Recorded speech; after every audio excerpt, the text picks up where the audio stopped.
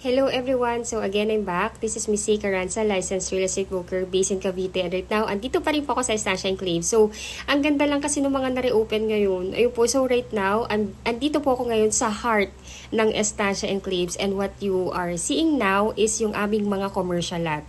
So this is again, so ang ating Estancia Enclaves is a 10-hectare residential lot. So ngayon, nandito po tayo ngayon sa main road ng Estancia Enclaves and itong nakikita ninyo is the commercial lot. May na-reopen po dito na 2 commercial lot. May isang corner lot at isang inner na commercial lot. Mga kababayan, lalo na po sa ating mga OFW, investor at mga negosyanteng gustong magkaroon ng sariling pwesto para sa kanilang negosyo. Napakagandang balita po itong hatid ko sa inyo ngayon. Alam po natin na sa real estate, hindi lang bahay at lupa ang magandang investment. Minsan mas malaki pa ang potential ng isang commercial lot, lalo na kung ito ay nasa gitna ng isang lumalaking komunidad. At ngayon po, may 2 commercial lot na na-reopen dito sa Estancia Enclaves. Pareho pong yung isa po is 140 square meter at yung isa ay 130 square meter plus yung laki. At ang pinakamaganda dito, nasa mismong puso or nasa heart ng isang 10-hectare residential community which is sa Estancia Enclaves.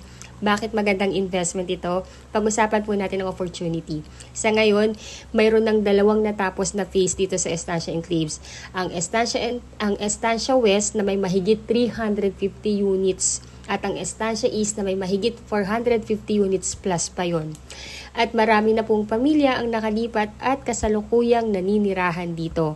Ngayon po, good news po ito para sa mga investors.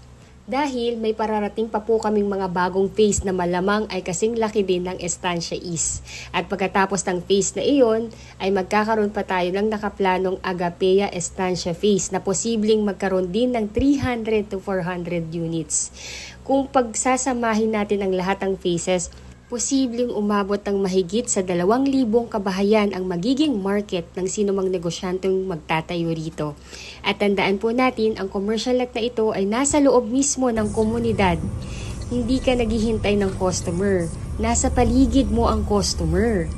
Anong negosyong papatok dito? Kung ako po ang bibili ng commercial lot na ito, napakaraming pwedeng gawin eh.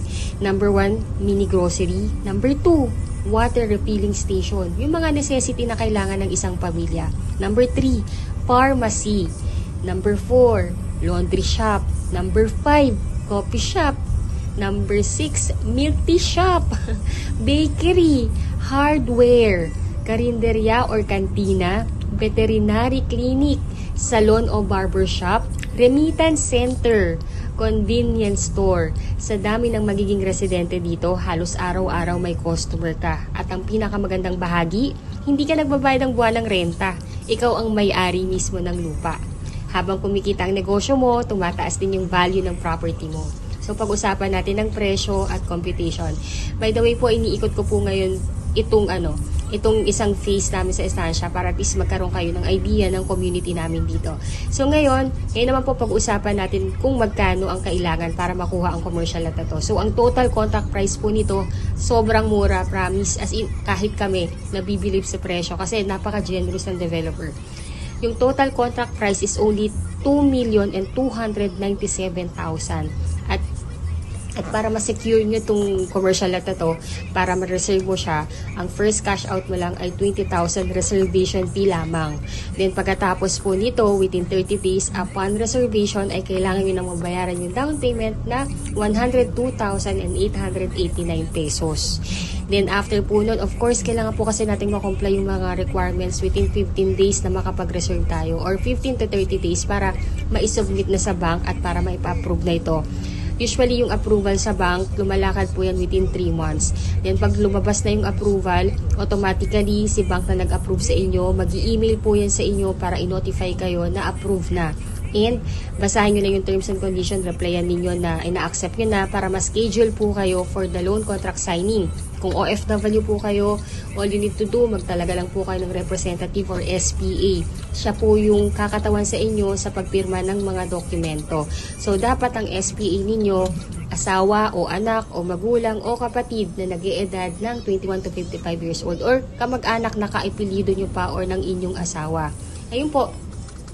So, ano bang requirement naman po bilang OFW? Number 1 po, kailangan po natin ng inyong 2 valid ID, husband and wife if married, birth certificate, plus senomar kung kayo ay single, marriage certificate kung kayo ay married. Then, TIN number or TIN ID. Kailangan po ito sa pagpapa-annotate ng inyong property.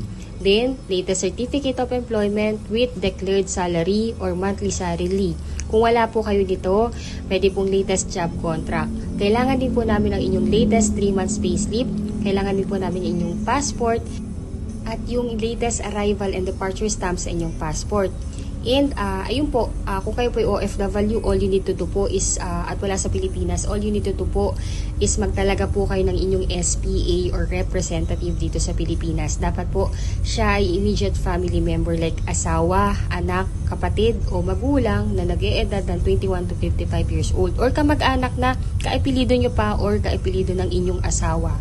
Ayun po, so meron din tayong mandatory requirements na kailangan kong ma-email sa inyo. Mag-email po ako sa inyo ng SPA form. Yung SPA form po, ito po yung katunayan o legal documents na nagsasabi dito na wala kayo sa Pilipinas at binibigyan nyo ng buong karapatan ang inyong representative na kumatawan sa inyo sa pagkuha ng inyong property dito sa Pilipinas. I-print out nyo po yun, pirmahan at idalhin sa Philippine Embassy natin kung saang bansa kayo ngayon nagtatrabaho. Then, pag napakonsularize na, ipadala nyo lamang po sa inyong magiging representative dito sa Pilipinas para mapirmahan din niya at maisubmit po niya sa amin sa opisina or pwede rin niya ipa-LBC kung siya po ay busy. Ayun po din. Ayun po.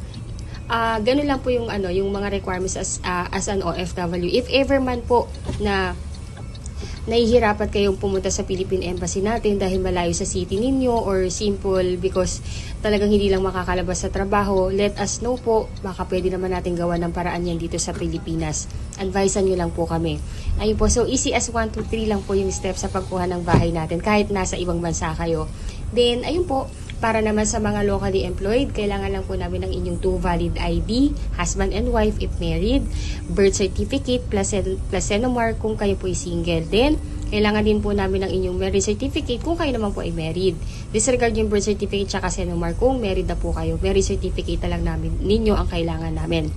Then, kailangan din namin ng inyong latest certificate of employment with declared compensation or monthly compensation. Kailangan din namin ng inyong latest 3 months payslip, latest ITR, TIN ID. Ayun po. So, yun lang po yung requirements natin na kailangan natin ma-comply. And, I know po kayang-kaya natin matapos within 15 to 30 days. Ayun po. So, ayun po. Kapag approved na po ang loan at kapag loan contract signing na, doon pa lang po mag-i-start ang inyong monthly amortization sa bank, which is 10 years to pay lang po yung maximum, which is 27,110 per month. Ayun po. So again, first cash out nyo lang po is the reservation fee na 20,000. Then within 30 days, dapat mabayaran po yung inyong down payment ng 102,889 pesos. Then pag na-approve na, doon pa lang mag-i-start ang inyong monthly amortization which is 27,110 per month for 10 years to pay. Mga kabayan, maraming OFW ang nag-iipon para bumili ng bahay. Pero ang ilan sa mga yumayaman sa real estate ay bumibili ng commercial properties dahil may dalawang bagay silang nakukuha po dito. Number 1, kumikitang negosyo at tumataas na value ng lupa. Kung naghahanap kayo ng property na hindi lang gastos kundi maaring pagkakitaan sa hinaharap, isa ito sa mga pagkakataong dapat ninyong tingnan. 2 lamang po ang available na commercial lots na ito. At sa real estate po, ang pinakamagandang pwesto ay ang kadalasang unang nauubos. Again, may corner lot and may inner lot. Kaya kung interesado po kayo, let us know po, let me know po. My number is already posted in this video. You can contact me via my Philippine number, WhatsApp, and Viber. You can also add me in my Facebook account para at least makilala nyo rin po ako bilang broker po ninyo. Ayun po. So, ayun po. O kaya, i-message na po ako agad sa WhatsApp para at least matapos natin kaagad yung mga dapat nating ma-secure, like yung ma-reserve yung unit. Kasi po, napakaganda ng location. Para masend ko rin po sa yung complete computation, site map, at yung reservation form. Kasi pag OFW po kayo, or kahit locally employed, para ma-reserve kagad natin yung unit, kailangan ko makuha yung inyong email address, ipapadala ko sa inyong reservation form, then fill upan ninyo. Then send back nyo sa akin along with your 2 valid ID and at least 1 month payslip. Then the rest of the requirement, ipasa natin o i-comply natin within 15 days po sana or hanggang maximum of 30 days. Ayun po din. Pwede na po kayo mag-deposit ng inyong reservation fee sa sales and marketing officer namin para yun po, ma-execute na natin yung unit and bibigyan po kayo ng resibo. Basta i-send nyo lang din po sa akin yung proof of deposit po ninyo. Again, ayun po, easy as 1, 2, 3 lang po yung pagkuha ng ating commercial lot dito sa atin sa Pilipinas. So again, I'm Miss Seika Ranza, licensed real estate broker based in Cavite. And again, if you are new to my channel, please do me a big favor po. If you think po na nakakatulong po ako sa inyo upang magkaroon ng kaliwanagan sa pagkuha ng inyong investment dito sa Pilipinas, please consider to like my video, share nyo na rin po, and please subscribe to my channel. Sobrang laking tulong po yan sa akin at sa aking buong team. Ayun po.